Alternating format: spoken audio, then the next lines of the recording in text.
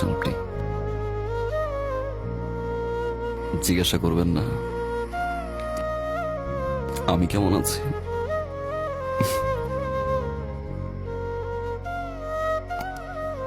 আমি ভালো নাই।